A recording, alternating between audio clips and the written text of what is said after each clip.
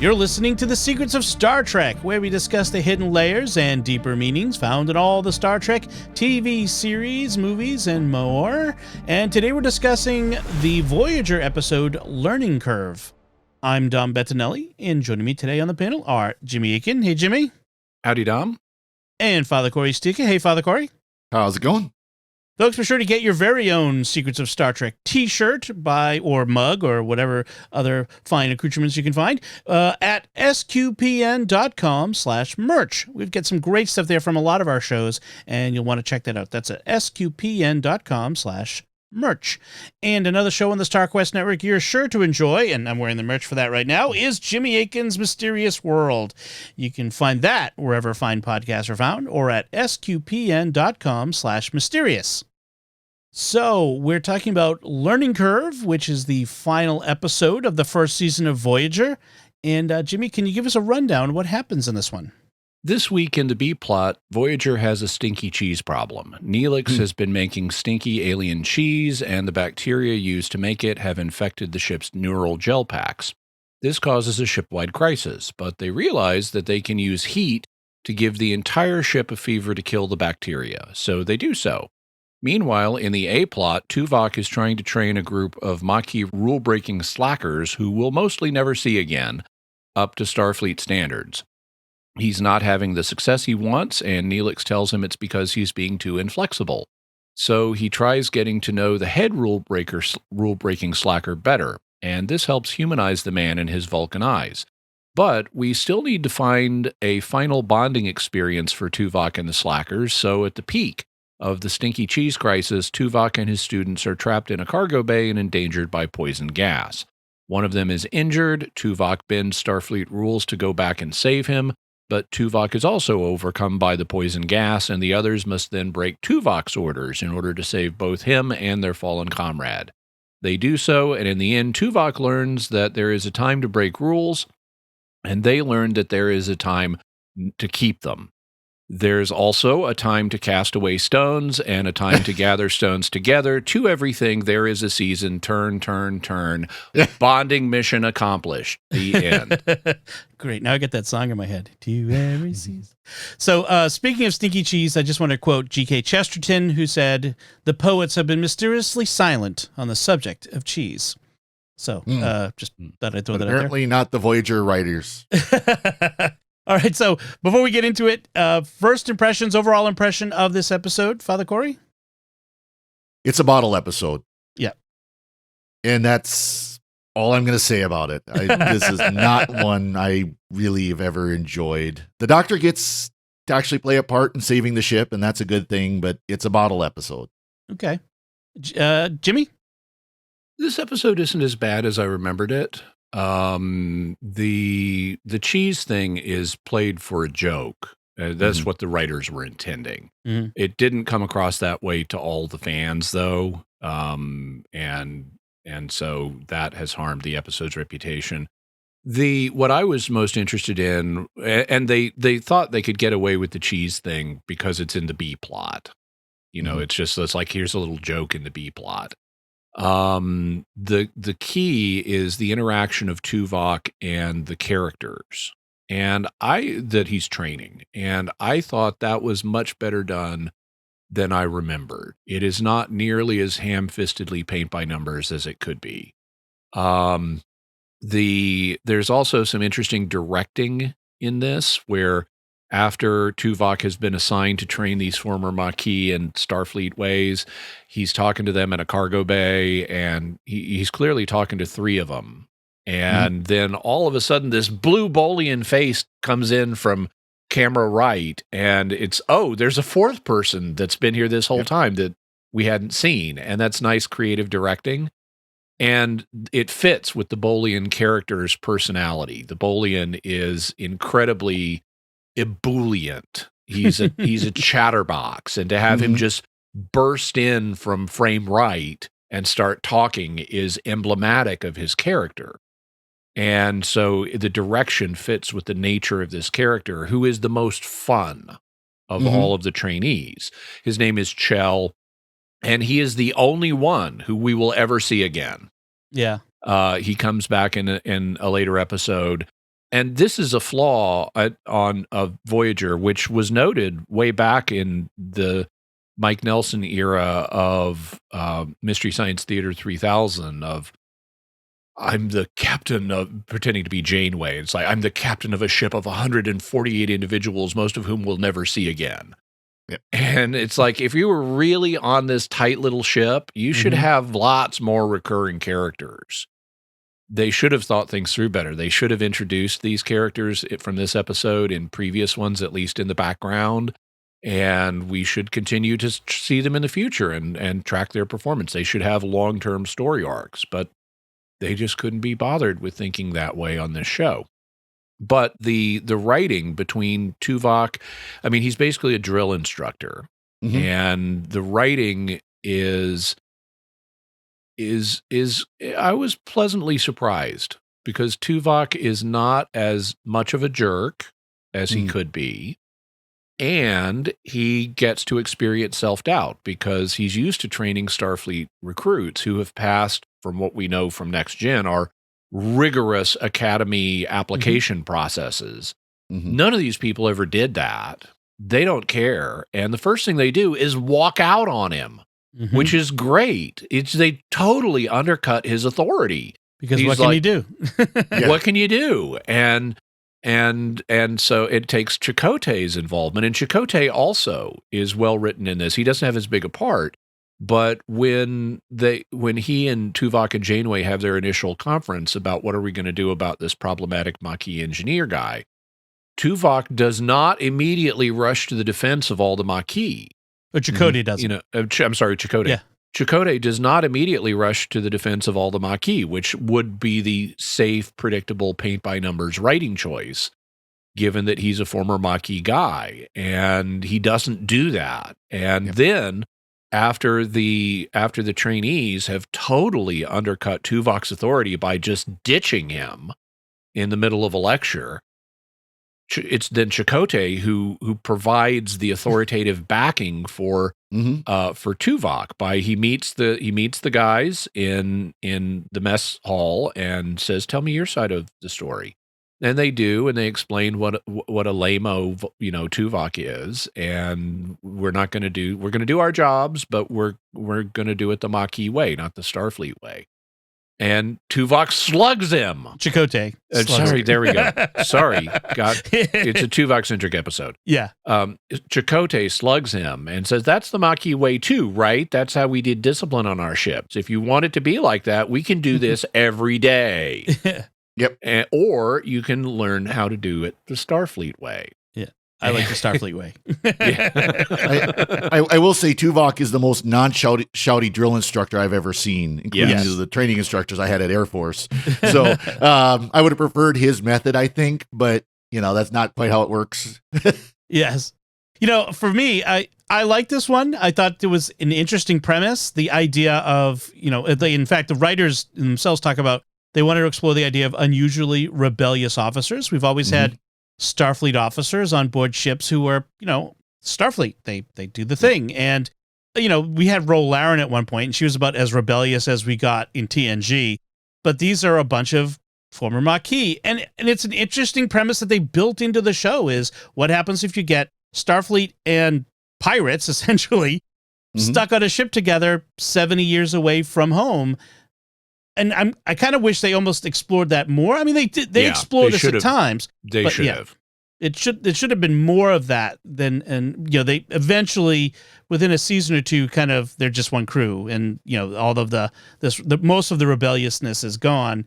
But I thought it was interesting in this idea of what would it be like to be this Maquis who had been hunted by Starfleet, now shanghaied, in a sense, forced to serve, pressed into service on this Starfleet ship. Nice, correct use of the term shanghaied. That is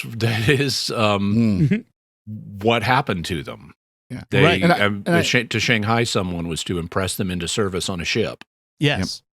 Yep. And I agree with Chakotay's portrayal in this is very, very good, because he's not just is he not defending Maquis, he's letting these Maquis crew members, face the consequences for their decisions, but he's also backing Tuvok, which, of course, there's animosity between the two of them because Tuvok was a spy in his on crew. his ship. Yeah, that's true. You know, Betrayed Chakotay. Yeah. So, but Chakotay is willing to, work with him and back him on this, and of course back the captain, which he does pretty much throughout the entire series. I mean, Chakotay is the bridge between these worlds because he was both a Starfleet officer, had served more than any of the other Maquis longer in Starfleet. Yeah. And Well, he taught at the academy as well. right. And yet he was also a Maquis commander. And so he knows both of these worlds intimately. And I wanted to emphasize that what you said, Jimmy, about these are non-Starfleet people. These people who are, they didn't go to the academy, and yet they're being expected to hold up to standards that these elite select few who went to the academy, were held to. And that made an interesting conflict in this one. So I did like that as well. Mm-hmm. You mentioned the directing choices, and there were some good ones, but there were some odd choices as well. In the scene in Janeway's quarters with Chakotay and Tuvok, the entire time Tuvok is in profile with Chakotay in the background, and he never turns. We never get a full-on face, and it's just this weird. I don't know what the director, which was Richard Livingston, what he was going for with this, but it was kind of an odd. It just stuck out to me. I don't know. It may have been an attempt to figuratively portray Tuvok as inflexible and a mysterious Cipher. That's a good possibility. Yeah, I could see that. Because that's a key point later. I love the scene in the mess hall later where Tuvok has had failure in his efforts, and he's sitting there alone, brooding. And Neelix comes over and says, "Hi, Mr. Vulcan. I understand I'm needed as morale officer here." And he's like, "You are mistaken." And then Neelix points out 3 pieces of evidence that show that Tuvok is clearly brooding. Yes. And says, so what's bothering you? And he tells him about he's always had success training people, and these people are not responding the way he wants. He's always been able to help transform people into great Starfleet officers. And Neelix is like, "Let me show you something. Come over here." And he's got a bunch of flowers on the whatever that is, the serving area. And he says, these, and he pulls one out and he bends its stem and he says, "These things are like unbreakable. They're incredibly flexible. You can't break one." But then he says, "Occasionally you'll find a blossom that's like this one." And he pulls out another one and snaps it and says, most of the blossoms are very flexible, very able to bend with circumstances, but occasionally one isn't.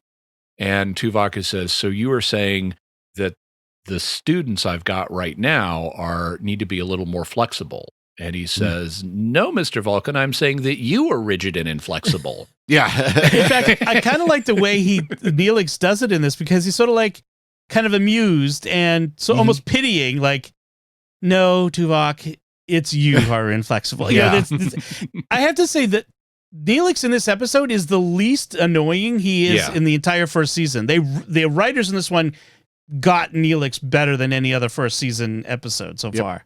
Yeah, vastly. Neelix is vastly more enjoyable in this than any other first season episode. Yeah. Right, even with the cheese, which, it's kind of funny that I guess they wanted the threat from the cheese to be, instead of some alien influence and the big threat, we wanted some sort of like small mundane thing to be the threat that we have to overcome. So I get why they did that, but I can also see why people were like, "Really, Neelix's cheese?" Because it makes Neelix the clown again, that whole clown thing, which is unfortunate. It's kind of like the way first season DS9 writers just seem to have it in for Julian Bashir. Yeah. It's like, we're always going to make him as annoying as possible. Yeah. And later on, Neelix gets a little more interesting. And like we just did the Jitrell from, I think, 4th season not long ago, which was, at least gave Neelix some interesting complexity in his story to deal with. So I like that. I also like the fact that they bring in the bioneural gel packs, this unique technology to Voyager, and this idea that, although it's kind of weird that they're irreplaceable. We can't make more. Like everything else we can do, but we can't Especially make more of these. If they're bio-neural, why can't you grow them? Yeah, Right. Exactly. So there's something weird about it. But Well, and this idea that they can get sick, that they're not completely separate, separated from the rest of the ship, like they're not completely sealed, yeah, so that they can get sick, and that, yeah, that's a little hard to buy that would do that. But it's what is it? It's B'Elanna who gets the idea like, well, they're bio-neural, so we should take them to a doctor. Although I would have thought take them to a biologist, maybe. Like they're not people. well, they might not have a biologist on board anymore since the biologist probably might have died. That's true. That's right. We lost So a lot the of the doctor's crew. close as you could get. Although it is funny how the doctor gets this thing like, well, I've been told I need to cultivate more sensitivity to my patients, so I'm trying to be more sensitive, and treats the gel pack like a person. It's like, And even evokes the Starfleet version of HIPAA. yeah, right, But I'm not supposed. I can't talk about the condition, and right. And that actually, they could have done more with that. They treat that as a little joke, Mm-hmm. but it would have been nice if B'Elanna had somehow conveyed the idea. So when you're being nice to a human patient, you're just acting in as wooden a way as you are towards this gel pack right now. Right. You're not really feeling sympathy. It's all algorithms, baby. He's a hologram toaster. So, speaking of the Maquis crew, that the trainees. So we've got Dalby, who's sort of an angry jerk. We have Henley, who acts kind of entitled. Garen is the young Bajoran who's just sullen, and we have Chell, who's just over talkative and shares too much, whatever. And it's nice that they gave them different personalities. They're each kind of an archetype of someone who would be a problem. Right. Yeah. I mean, like I guess with Henley, she's sort of a follower. She's sort of following Dalby, but also like. He calls them out on their uniforms, like they're wearing non-approved uniform things, which their superiors should have been calling them out on, but okay. Well, obviously Starfleet doesn't have freedom of religion because, both the items removed are, 2 of the 3 items removed are religious items, the earring and the pendant. Yeah. Well, at least the earring is. I don't know if the pendant that Chell is wearing has a religious significance, but It seemed like it's kind of in the sense of like a Buddhist. Perhaps, yeah. But in any case, but I think the ban on Bajoran religious earrings is ridiculous. That should be accommodated under Starfleet's multicultural goopiness. Well, I mean, doesn't Ro wear her earring on the bridge on TNG? I think she does. I don't remember if she did. There is an issue over it at one point where it's like, I know it's not regulation or something like that.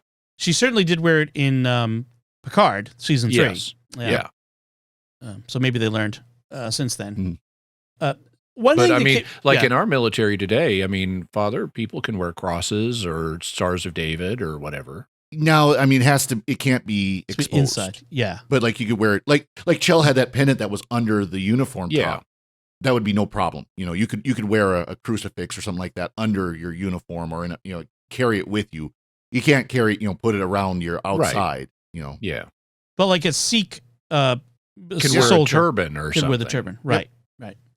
Or Jewish with the yarmulke.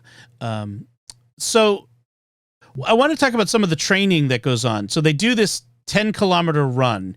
Does Tuvok go too far? That's 6 miles for us Americans. Right, thank you. Does Tuvok go too far with this, especially making 2 of them repeat the run and then saying we're going to do it every night? Well, the first thing he does is he has this elaborate obstacle course way of getting to the beginning of the run, where we're going to go up a whole bunch of decks and then we're going to cross the mess hall, which actually gives us a good moment because Chell is trailing at that point, and he gestures to someone's water in the mess hall, and the woman says, "Yeah, sure," and he takes the water and he's taking a swig of the water as he's plodding through the mess hall, and then Tuvok is there at the door waiting for him to exit, and Tuvok has his hand out, and Chell just plops the water in Tuvok's hand, which is a great visual joke. Right. But then they got to go down all these floors through the Jeffries tubes to get to the beginning of the run, and then they do the run, and then they're just doing laps on deck 14 or whatever it is. Mhm. And at the end of it, and they're complaining and talking about the pain in their shoulders because they're carrying heavy backpacks and stuff. And the and at the end of the run, but we see Tuvok, Dalby, and Henley lap Mhm. Chell and Garen. So we see them passing them, and they're clearly moving much slower than the others are. And then at the end of the run, Tuvok says, "You've now completed a 10.1 kilometer run. You may have experienced extra difficulty because I bumped up the gravity on this deck by 10%. Mhm. And then he says, "We lapped you, Chell, and Garen 3 times. So go finish your run." Was it finish or do it again? It's not the No, whole it's 10. finish. It's finish. Oh, okay. So finish your run, and then we're gonna do this again tomorrow night, and I expect you to all do better. Okay. Yeah. I mean, it seems a bit excessive. I mean, I get the idea of how. Well, that's drill instructors drill instructing. Yeah. I But mean, they the also- idea is misery together forms bonds, and yeah. Well, and they also, you would think, would make sure that they're keeping it at the fitness level of their troops. Yeah. You know, if you've got troops that haven't been exercising, you're probably not going to want to push them as hard right away. Right. Yeah. Right.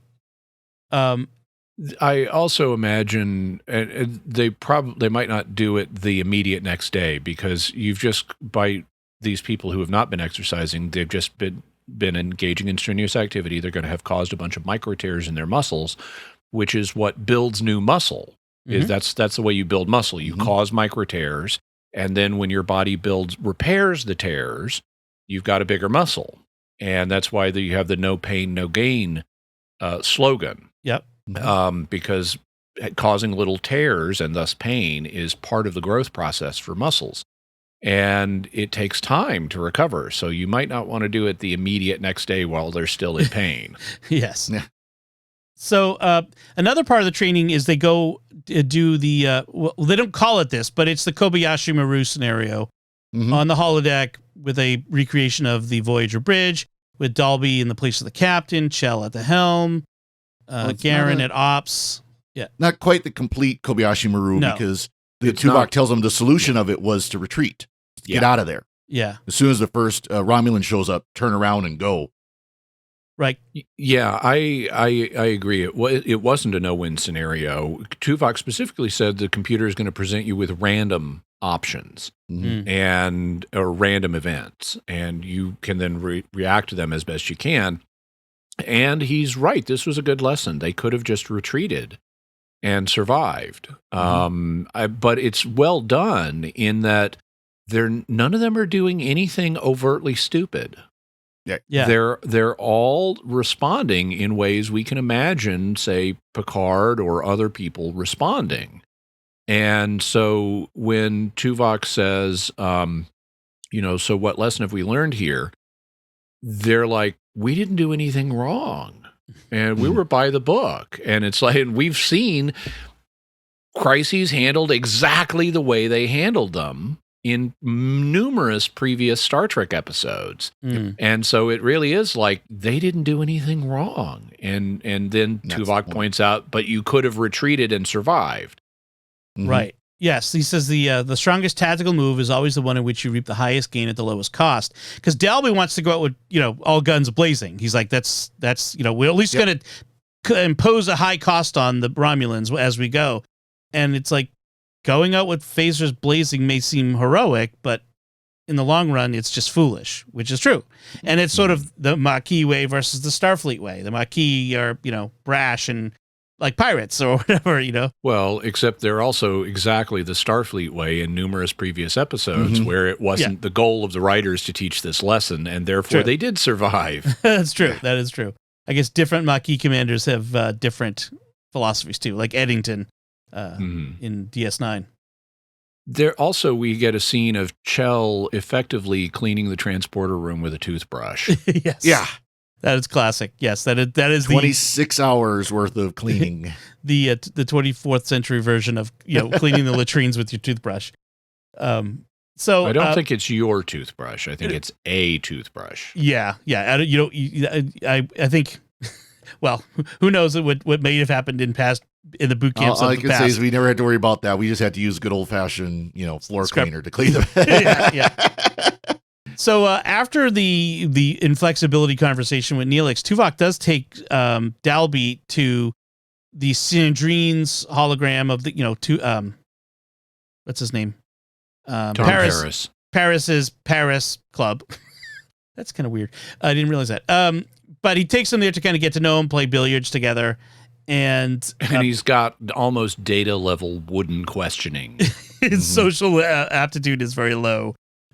Which is unrealistic for Tuvok, given how long he's lived with humans. Yeah, exactly. But Dalby gives this horrific story of how he ended up in the Maquis and so angry. And it's I like this. This is well done, because Tuvok is like, so tell me about your family, your girlfriend, whatever. And and Dalby unloads with this horrific story of what happened to them. And he says, so do you have family, Tuvok? And he's like, yes, but nothing that would compare with what you just said.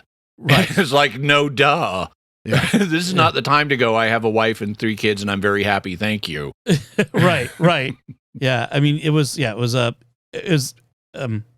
I don't know. I mean, it explains why would someone like Dalby become a Maquis and try to kill all the Cardassians he could, and you get the story.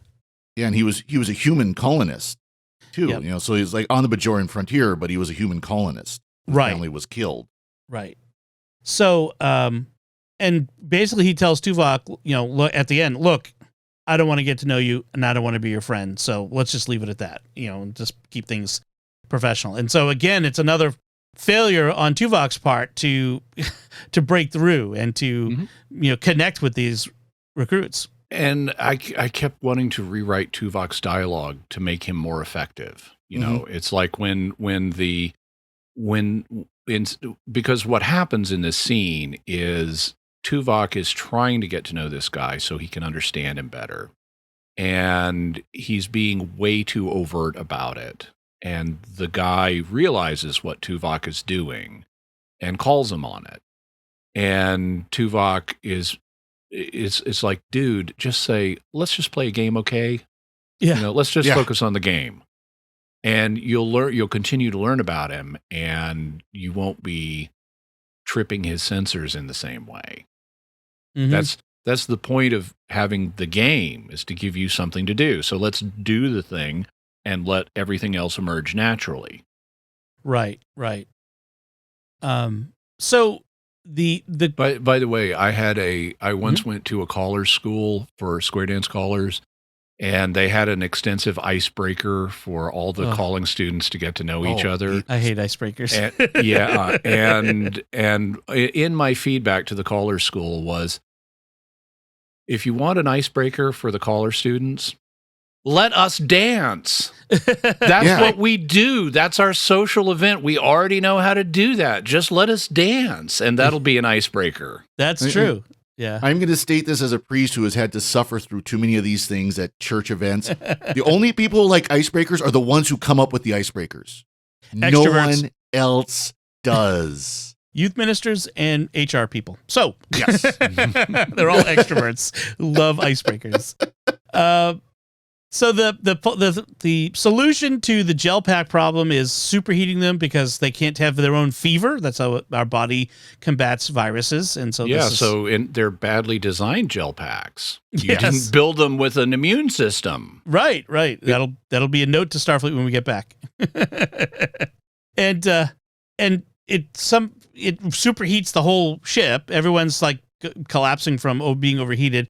But it also causes a malfunction in the cargo bay where Tuvok and his trainees are, which releases plasma gas that's poisonous. Mm-hmm. And Garen is injured in an inaccessible location, and Tuvok's, rightly says, "Okay, everybody out.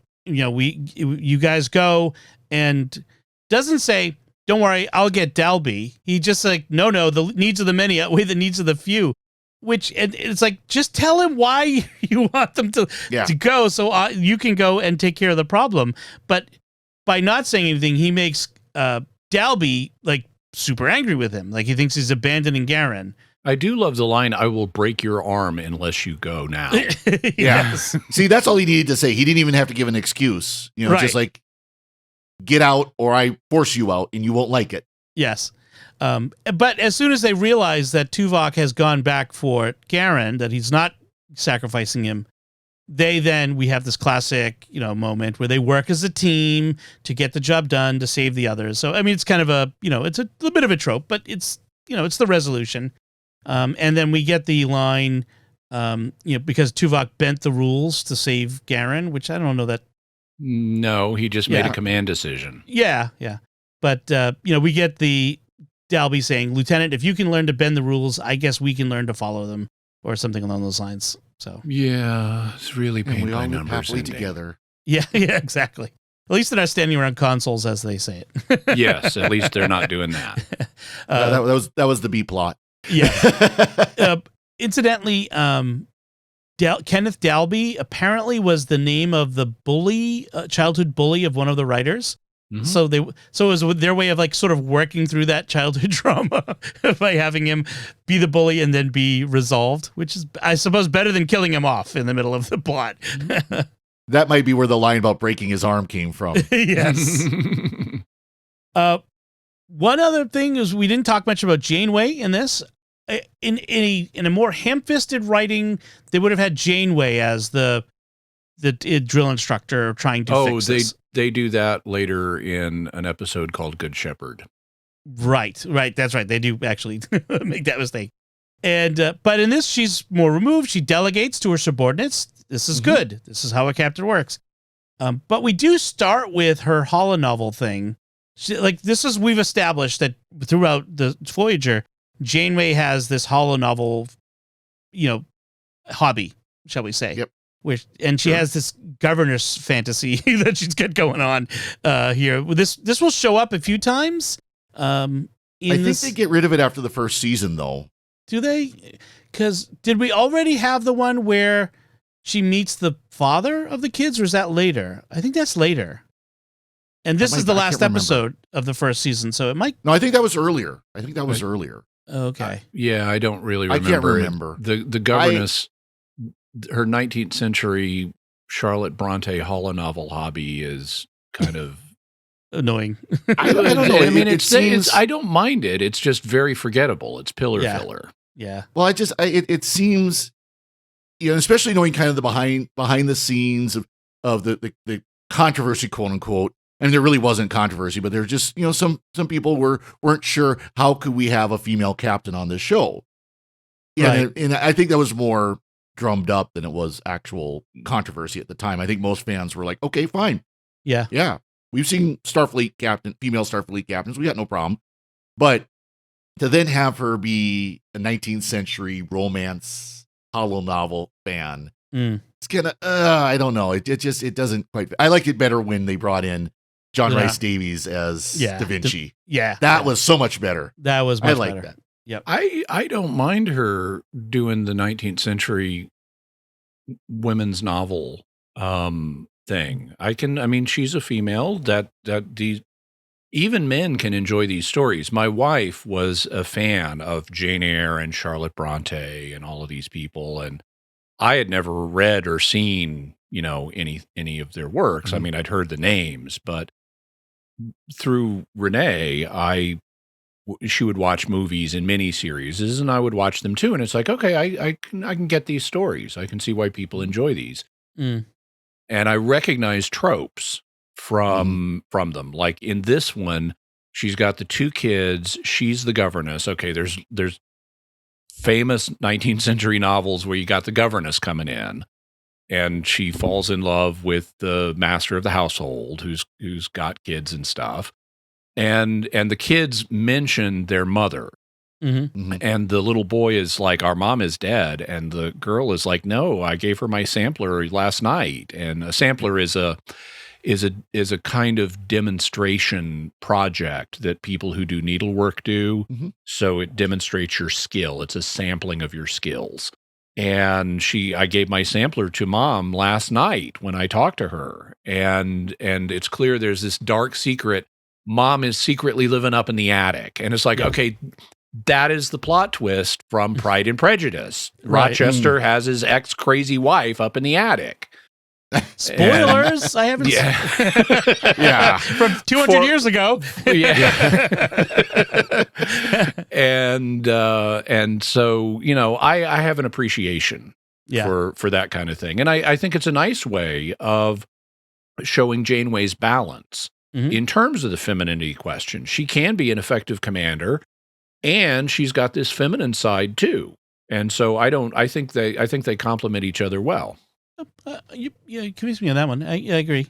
Couple things. You mentioned the second episode of this novel that we'll see is actually in the second season. Persistence of Vision is the episode. That's where we'll get the resolution and the reveal of the mom. The boy who plays I forget what the character. Draco Malfoy. Yes, Henry. Thomas Dekker had actually previously appeared in Star Trek Generations as Picard's, fictional son, the imagined son. Oh, sure. Yeah, so Thomas Dekker showed up there. So I just thought that was interesting. That Picard or Riker's fictional son? Picard. Okay. So Picard when he goes into the rift or whatever the thing is called. Oh, you mean in the movie? In the movie, Yes. Star Trek Generations. Yes. Yeah, okay. Sorry. Yeah. So he that's where else he's been in Star Trek, I guess. So anything else, Father Cory? Nothing else here. How about you, Jimmy? Oh, just a couple of minor notes on sciencey things. So they're playing. The writers are clearly trying to be, engage with real science in this, and that's why they bring in the fever, because that's why we have fevers, is to cook. Various pathogens can exist only in a fairly narrow temperature range, so our bodies will ratchet up our temperature to cook them and kill them and make us better. And that's why if you want to take fever reducers when you got a fever, you're extending your illness. Unless the fever is dangerously high, it's better to just take the fever and get better quicker. This is not medical advice. Yeah. And so they're trying to engage there. They also are trying to come up with an explanation for why didn't our transporters filter out the bacteria. And they say, oh, guess what? It's not really the bacteria, it's the viruses that live in the bacteria. And I'm like, okay, good, points for that. There are viruses that live in bacteria. And we know about those things. But since we know about those things, your transporter should have filtered out the viruses too. Yeah. And it's no good if you're filtering out half of the pathogens and letting half of the rest of them come on board. Then they sort of forget about the viruses because they use the ship's warp whatevers to heat the ship up and cook the gel packs and everybody else in order to kill the bacteria. And it's not the bacteria that are the problem. You need to be using antivirals. Yes. So that kind of goes by the wayside. And during the Stinky Cheese Crisis, Janeway at one point gives the order to increase the antimatter flow to jack up the heat.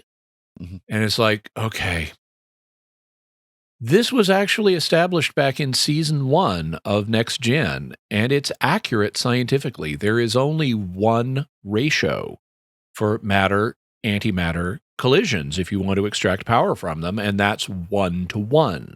If you want to increase the flow of both matter and antimatter to jack up the heat, you could do that. Potentially, but just throwing more antimatter at the same amount of matter is not going to give you any extra bang for your buck. So writers forgetting how science works. I figured that was just shorthand for doing exactly what you just said. But Yeah. I just one thing I just noticed, you mentioned that the Thomas Dekker was played Picard's imaginary son. We also just saw him in Picard season 3. Oh, did we? He was Titus Ricca, the changeling that was interrogated by Worf and Raffi. Oh, that was the same actor. I mean, I could see it. Yeah. Wow. Well, I'm glad someone beat the snot out of him after how rude he was to Janeway. Exactly. He deserved it. That's good. All right. So that does it for our discussion of Learning Curve. We'd like to take a moment to thank our patrons who make it possible for us to create The Secrets of Star Trek. Their generous, tax-deductible donations at sqpn.com/give make it possible for us to continue The Secrets of Star Trek and all the shows at StarQuest. And you can join them by visiting sqpn.com/give. And we'd also like to thank Victor Lambs, who edited this episode. So that's it from us. What did you think of this Voyager episode, Learning Curve? You can let us know by commenting on the show at sqpn.com/trek, our Facebook page at facebook.com/StarQuestMedia, send an email to trek@sqpn.com, or visit our StarQuest Discord community at sqpn.com/discord. You can watch The Secrets of Star Trek in video on our YouTube channel at youtube.com/StarQuestMedia. We'll be back next time. We'll be discussing the Enterprise episode, Oasis. Until then, Father Cory Sticha, thank you for joining me and sharing The Secrets of Star Trek. Thank you, Dom. Jimmy Akin, thank you as well. Thank you, and live long and prosper. And once again, I'm Dom Bettinelli. Thank you for listening to The Secrets of Star Trek on StarQuest, and remember, if you do not learn from your mistakes, you are doomed to repeat them.